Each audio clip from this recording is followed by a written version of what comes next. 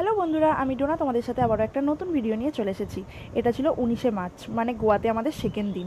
সকাল সকাল ড্রাইভার কাকু চলে এসেছিলো আমাদেরকে হোটেল থেকে রিসিভ করতে। তারপর আমরা বেরিয়ে পড়েছিলাম বেড়াতে। ফার্স্ট আমরা চলে গিয়েছিলাম Agoda ফোর্টে, old Portuguese light house.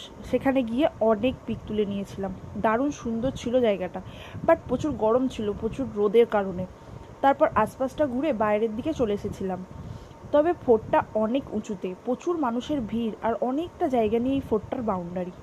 তারপর ফোর্ট থেকে ঘুরে একটু দুপুর হয়ে গিয়েছিলো বলে রোদের কারণে আমরা ভেবেছিলাম কি হোটেলে ফিরে যাই। তারপর দুপুরে লাঞ্চটা কমপ্লিট করে একটু রেস্ট নিয়ে 4টের সময় আবার বেরিয়ে পড়েছিলাম নেক্সট ঘুরতে যাওয়ার জন্য। নেক্সট আমরা গিয়েছিলাম একটা সি বিচে।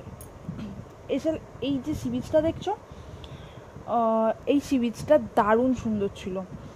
মানে আমি যতগুলো সি বিচ ঘুরেছিলাম গোয়াতে, তার মধ্যে বেস্ট ছিল এই সি বিচটা।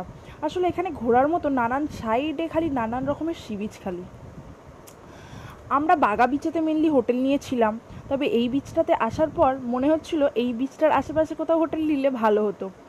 যেহেতু বাগা বিচে আমরা ছিলাম, সেহেতু আগের দিন সন্ধ্যায় যে আমরা ঘুরতে গিয়েছিলাম ওটা বাগা বিচে গিয়েছিলাম।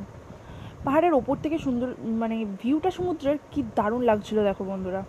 তারপর অনেক পিক তুলে নিয়েছিলাম, আর বারবার বরকে বলছিলাম কি দারুণ জায়গায় নিয়ে এলে গো, আমি তো ভাবতেই পারিনি জায়গাটা এত সুন্দর হবে। তারপর নেক্সট সি বিচে চলে এলাম। এটা ছিল অঞ্জনা ব্রিজ। অঞ্জনা ব্রিজটার খুব সুন্দর লাগছিল, যেন পাহাড়, সমুদ্র আর জঙ্গল সব মিলেমিশে আছে। তার সাথে সূর্যটা অস্ত যাচ্ছিলো সেই সময়।